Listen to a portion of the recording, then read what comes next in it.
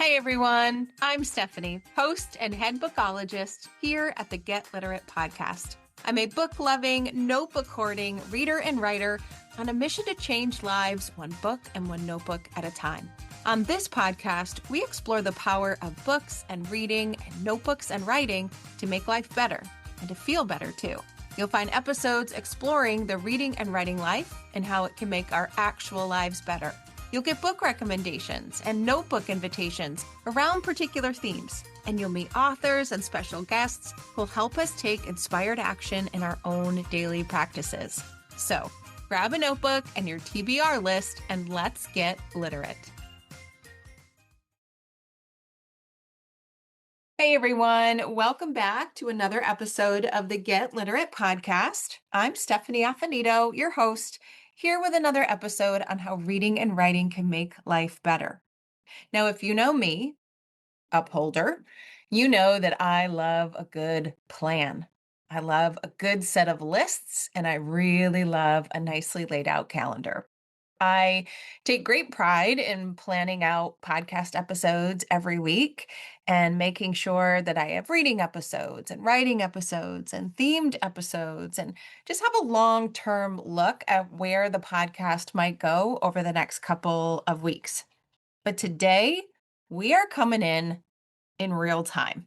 Today, I am talking to you about something that is on my mind literally at the moment. It is on it. So I am interrupting my previously scheduled plan and calendar so that I can talk to you about a timely thing that I've been thinking about. Now, that timely thing revolves around my most favorite thing in the world to do, which is create book apothecaries for other people. Now, if you've listened to this podcast, you know that a book apothecary is my fun term for curating a book stack of books that are especially meant for one particular person. And so this week, I was creating a book apothecary for someone strictly through printed exchange. No live meeting, but just a Google form. So, how does it work? You fill out the Google form. I read the Google form and I come up with this really long laundry list of books that I might recommend to you. I whittle it down. I put it together in a created handout that looks nice and pretty and is easy to view and click. Sometimes I complement that handout with a Vox on Voxer to explain those choices. And sometimes we even hop on live for a coaching call or a set of coaching calls as you read and talk about those books.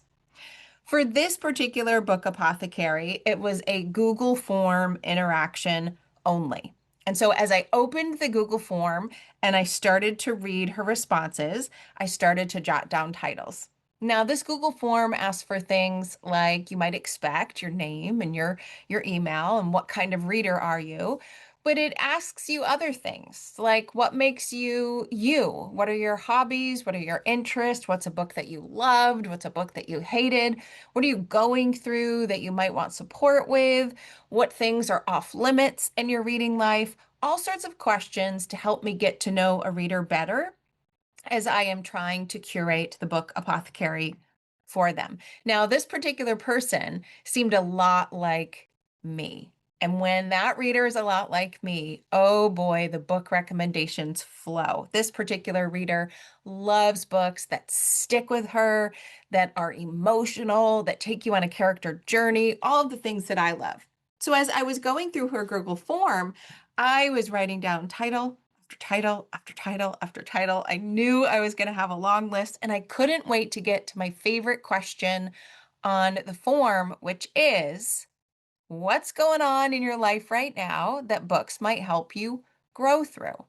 It's that pivotal question related to bibliotherapy in general. And so when I got there, I was all excited to keep the book recommendations flowing, but I stopped short.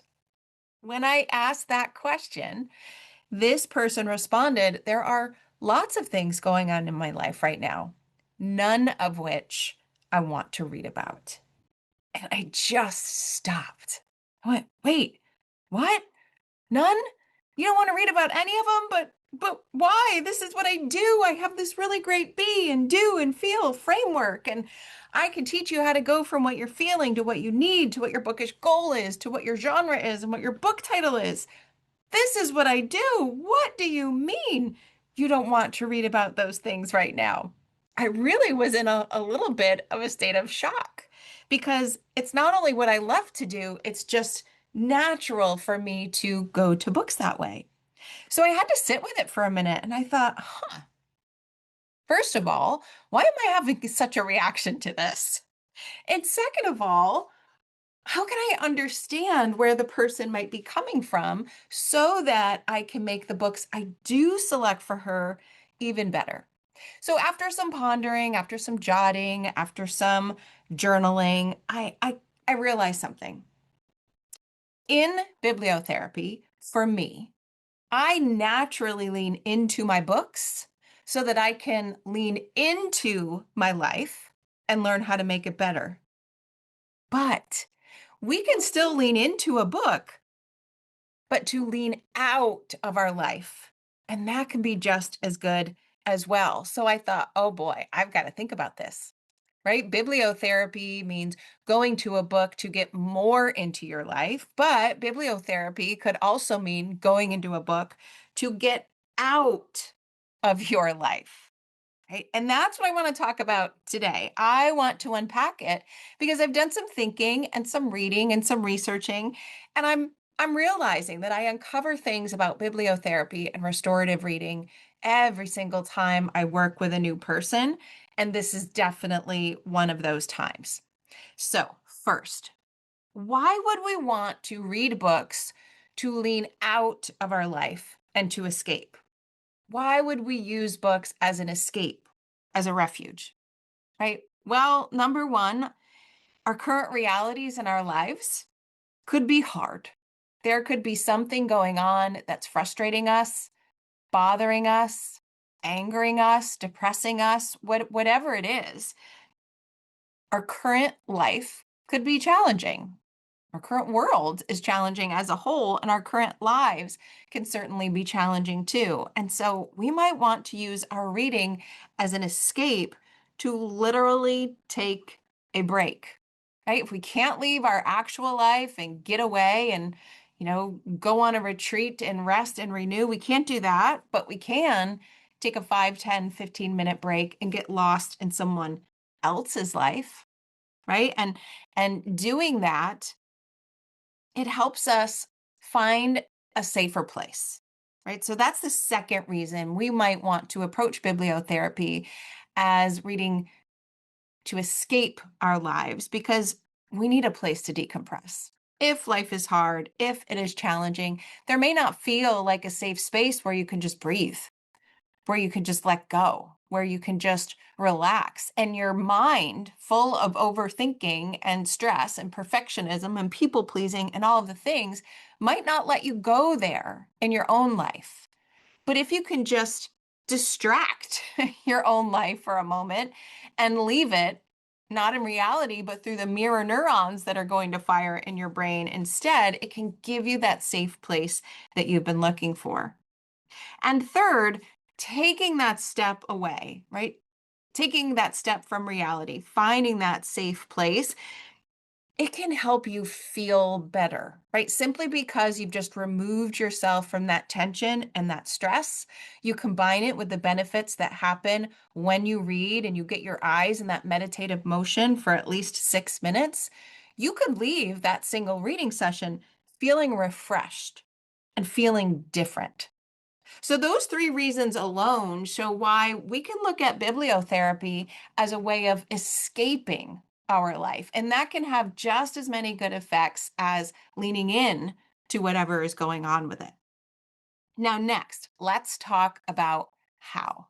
How can we use books to escape? Well, the old me, when I would think of books to escape, or if I was going to create a podcast episode on escapism and reading, I would just curate a set of books that are going to whisk me away to a location that is better than my own, right? Somewhere that is warm and sunny and sandy. Although Quite honestly, I do love the winter. So maybe my books would wish me away to northern Michigan with Viola Shipman, right? The old me thought of escapism, reading to escape, as literally just escaping to some faraway place in my reading life.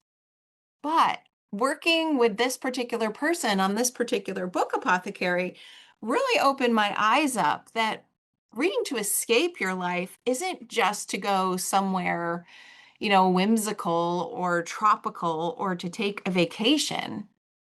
Reading to escape can be reading to just get away from a particular aspect of your life. Maybe you're in a season where parenting is really, really hard. And so you want to read a book about the single gals who are not dealing with that stress because you don't want to be reminded of it. Maybe you're going through a divorce. And rather than read about another character who's going through it and commiserating with the character, you want to read about someone with a completely different partner setup than you're going through. Maybe you're reaching that point, like me, where your kids are growing older and you are sending one off to college. And reading a book like that, even though it might be nice to know other people are going through what you're going through, will likely make me cry endlessly. So I get it. I get it. Reading to escape can just take us away from the aspect of our life that is troubling us and help us take a break. Right? So bibliotherapy, I'm coming to see, can be reading books that help us be and feel and do who we want to be, but they can also help us escape a current reality and read books that are unlike us so that we get that break, that recharging space, and maybe even that safe space to just decompress. So, how do you escape into your reading life? You read books that are different than you, they are unlike you. Now, yes, you could just pick a book that takes place in a different location and in a different time period. That is, I would say, the more traditional way of escaping into a book. But let's talk about three different ways that you could pick up a book that is completely different from you in one of these three ways that could give you that escape, give you that break that you need, and help you look at bibliotherapy in a different kind of way. So, first up, you could read a book about someone in a different season of life than you. So, literally read a book with a character who is a different age. If you are in your early 20s, read a book about someone in their 60s or 70s. If you're in midlife, go either way. Go read some children's literature and pay attention to your inner child, or go ahead and read a memoir of someone in their 90s who lived a really beautiful life. If you are stuck in the messy middle of raising young kids, read a book about the single ladies. Read a book about the mom whose kids have already flown the nest and she's reinventing herself. If you are in any season of life, right, you can read about something different and just get your mind off of it. That's one way to read differently to escape your life in this form of bibliotherapy. The second way that you can read to escape your current life is to read books with characters who have different origin stories. And by origin stories, I mean they are a different race than you, they are a different religion than you, they identify as a different gender than you, they have a different orientation than you, right? Those stories, they're so powerful, first of all. And I'm going to come to a conclusion soon that will put the bow on this and wrap it up together. But escaping into a life that is unlike your own, number one, does help you escape, right? If I could read a book about a young man of a different religion on the other side of the world, and it will probably help me forget whatever it is I'm going through now because it is so different than my reality. But when you do that, you often get a new perspective in the process, and more to come about that in a little bit. So, one way to read to escape is to read about characters that are in a different season of life than you. A second way is to read books where the characters have a different origin story than you. And third, reading a book where the life experiences in the story or the memoir or the nonfiction text do not match your own. So if you are going through a divorce, maybe you read books where the character is single or happily married. If you are parenting young children, right, you read the books about the adult children. If you have chosen a particular career, maybe you read a text about a stay-at-home mom, right? If you are a stay-at-home parent, maybe you read about that high-powered fashion job in New York City, right? I am making things up as I go.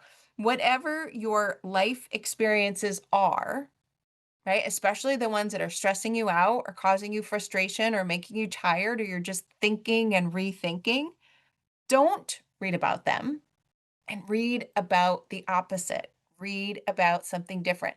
Escape from your current reality for just a little bit on the page. Now, if you're an educator or a librarian, you might have heard about the Reading Without Walls challenge. That is where you purposely read books that are different than you for the purpose of gaining insight into other ways of life. This is similar, except our purpose is to escape our own life for a little bit and do this, which is the third thing I've learned in this whole process. Because guess what? Here's what I know. Reading to escape, right? While it might not seem like it at first, is bibliotherapy.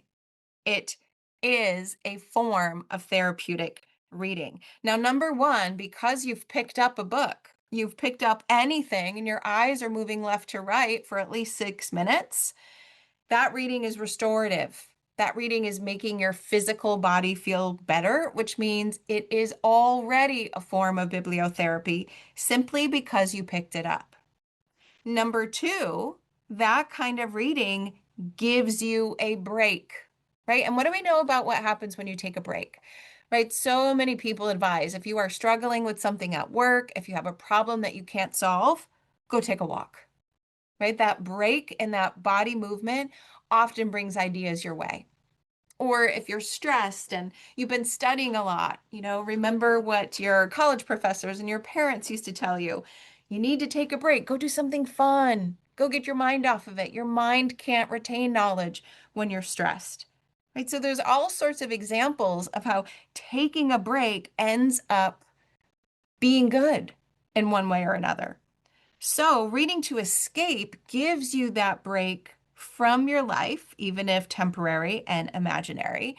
But that perceived break gives you a chance to step away from your own mind, to back off from the overthinking, the ruminating, the obsessing, whatever it is, so that you might be able to come back after that session and have a new idea, have a new perspective, have a new way of thinking that you might not have if you didn't take that break from your actual reality. Which leads me to the next way that reading to escape is also an important form of bibliotherapy, and that is in that escaping, in that break, in that reading of different things that are unlike you, whether you want to or not, whether you know it or not, or whether you expect it or not, you're going to get a new perspective. Even if you're not reading about the things that are aligned to your life, reading about things that are disaligned can help you look at your current situation with new eyes. It can help you think outside of the box. I'm always talking about finding the lessons and the ideas and the whispers that you need from books. Right? We talked about our nudge notebooks just a couple of weeks ago. Just because you're reading to escape doesn't mean those nudges aren't going to come there too. In fact, maybe they would come there more because your brain is taking a break from the things that are on your mind and weighing you down. And you're able to look at this different kind of reading with a new set of eyes and then look at your own life with a new set of eyes as well. So that has been what is on my mind this week. I'm now realizing that bibliotherapy and restorative reading can be reading to help us lean into our life and make it better, and also leaning out of our life to make it better. Both ways matter. Both ways are important. Both ways are valid and need to be acknowledged. And now I've got a whole nother set of things to think through. When I ask people about creating book apothecaries, I now know that a strategy can be recommending books that will help them help them grow through what they're going through. And that means reading things that are aligned to those responses, but it also means reading things that are not, that are different, that are forms of escape. And now I have a new way to show people how bibliotherapy could be the thing they need, but in a way they didn't consider it before. This is why I am so grateful for every interaction I have with someone when I recommend books to them. So thank you to the person who is listening. If you know, it's you, right? Thank you for giving me the opportunity to recommend books to you and for giving me the opportunity to rethink and expand my own evolving definitions of what bibliotherapy and restorative reading is, what it could be, and how it can be accomplished. And if you want in on these kinds of conversations with me, you can find me online at alitlife.com. You can grab a personalized book apothecary with no interaction at all, just filling out a quick Google form, and in a couple of days, your book recommendations will head back to you. You could add in a personalized Voxer session if you're on Voxer, or maybe you want to hop on a Zoom call live and talk about the recommendations too. These are my favorite things to create, along with my bibliotherapy book calendars in my private Substack community. I love creating book apothecaries and just knowing that one of those books that I suggest could be the one book that changes everything for someone. So thanks for listening today. This is a new concept that I am rolling around in my mind, so I would love to hear from you. Let me know what you think of this idea of bibliotherapy as leaning into your life, but also leaning out of your life. Send me your comments, send me your suggestions, send me your questions so that I can keep thinking through this and, of course, make my book recommendations even better in the process. So again, thanks for listening, everyone, and I will see you in the next episode. In the meantime, happy reading, and hopefully take a little break from whatever in your life is stressing you out or tiring you out, or even if it's not. Just explore how using books to escape can actually be the thing you need next. All right, everyone. See you in the next episode. Thanks for listening to today's episode of the Get Literate podcast. You'll find links to all of the books, resources, and ideas mentioned on the episode in the show notes and at alitlife.com. And if you want more, you might like to join my Substack community.